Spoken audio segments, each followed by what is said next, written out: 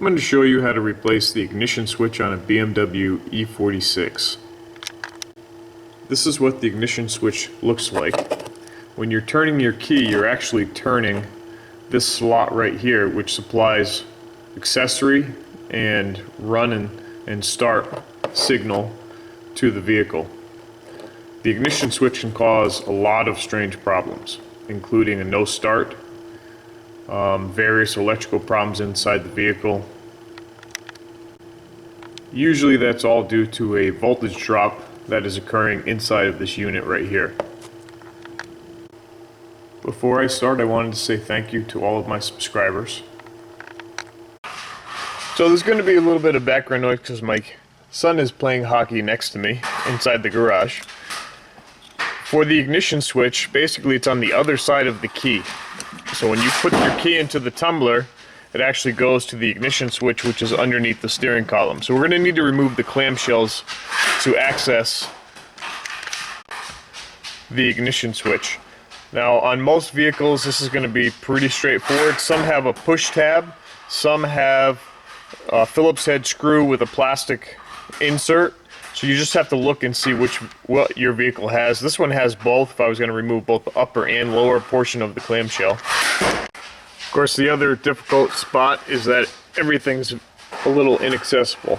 So this is underneath the column trim, and there's one down here too. See this plastic tab? You need to use like a pick or a small screwdriver and just pop that up, and actually releases. So I can push that up there. I have to do the same thing down here. Okay, so if you have this style, just give it a push up and it actually pops that free. You can actually get this out. If not, then you have a small Phillips head screw that you're going to need to take out. Like for the top, I actually have a Phillips head screw, which is a plastic screw and an insert that's right up top here. So I'm going to pop that out so that you can see what that looks like as well. Now I've unscrewed it so you can actually see right here on the top. I've unscrewed it mostly so that I can actually use that, pull it out, and this is what that looks like.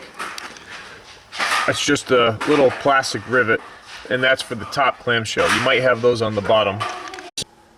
Alright, for clarity I'm going to take off the top, or at least separate the top and bottom clamshell. So usually you just have to press on the sides here. They're just really held on by clips. As you can see right there, that separated. If you need to, like a plastic tool, a small flathead screwdriver, you can actually free this up. So you can lift this up here and move that out of the way. Actually, you can see right here, this is the ignition switch. I'm going to loosen the steering column, and this should slide out. I might need to take the lower trim off. Nope, got it out. Here's these clips. If I can get one of these out to show you. Because you need to reset these if you have this style clip right here. This is kind of interesting. You see this? So you would pop that back, and then you slide the clip in first, and then you slide that in, and then it locks into place. Simple as that. So this is the setup. Here's the ignition switch right here. This is the rod that goes through. Here's the key. EWS ring is right here. So we need to get this off here, and there's a set screw right up under here, a tiny little set screw. Let's see if I can get in there. See that little red right there. Sometimes actually that's going to be completely coated and you need to like crack it free, and then you can actually unscrew it. There's a small screw.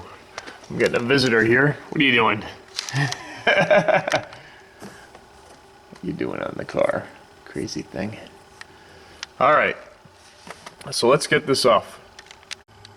These ignition switches are most common to go bad in earlier 5 Series and 7, E38, E39, and actually even newer X3s. Not brand new with the different system, but still the E83 X3s.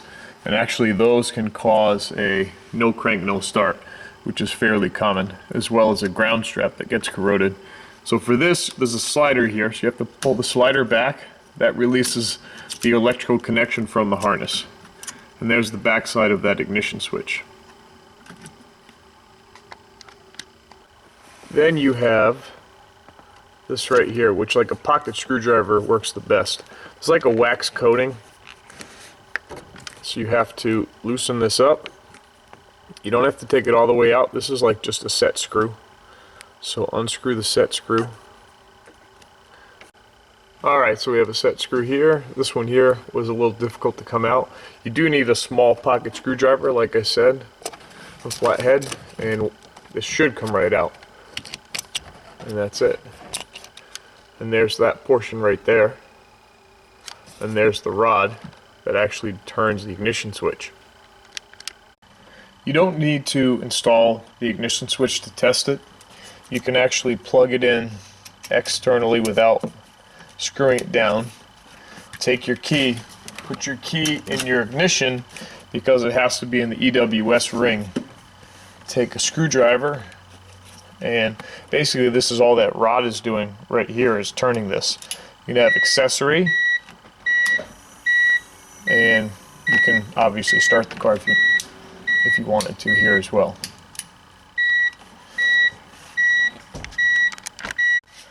Take the key out and get rid of that beeping. Now my car didn't start because it is a manual transmission and I did not have the clutch pedal depressed. Now you can leave it plugged in. There's a couple of notches on the side of the ignition switch where you just have to line that up. And that'll slide right on. Then you have to tighten down those two set screws that I showed you earlier. So you just have to tighten down these two set screws again, which only take a couple of seconds.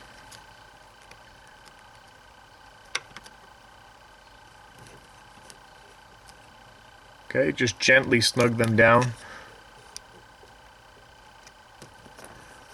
Do not over torque this, just bottom them out and snug them up gently.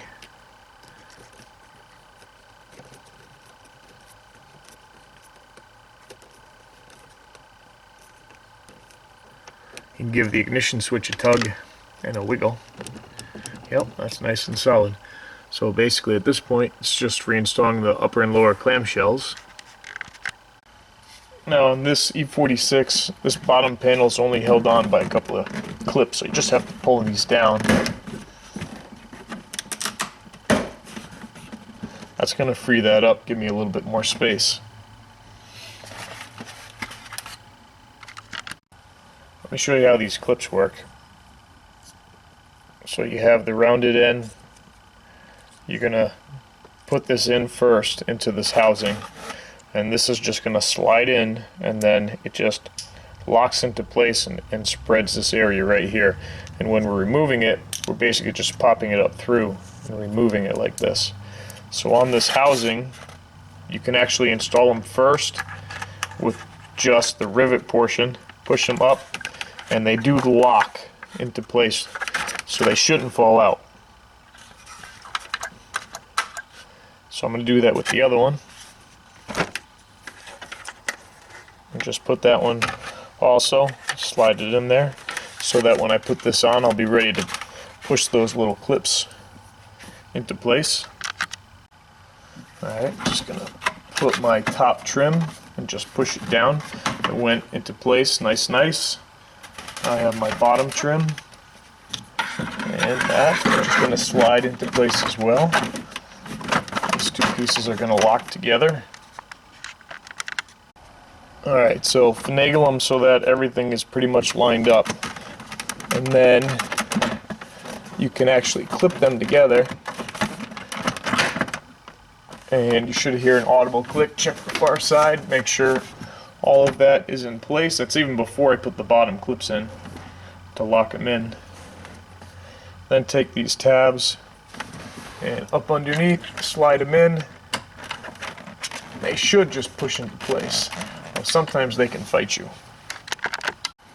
So I have this one that's a little bit further in. I'm just going to pull this trim down, hopefully not block the camera, and Slide this one in, and that one locked into place. Nice. This top one's fighting me though, so I'll make sure that was fully seated. Round side in, and it should just click. Ah, there we go. Just need to be pushed up a little bit more. Alright. So that's basically it. My clamshell is all installed. I can reposition everything. My new ignition switch is installed. Make sure to check the perimeter, make sure everything's locked in right. And that's how you replace the ignition switch on a BMW E46. And it's very similar on other BMWs with ignition switches. And thanks for watching. Please subscribe to my channel, and hopefully I'll have some more videos to come very soon. Just a quick side note, don't forget the top screw, which goes right up here. Same thing, that just pushes in, and then just need a Phillips screwdriver and tighten that down. Hope this helps. Thanks for watching.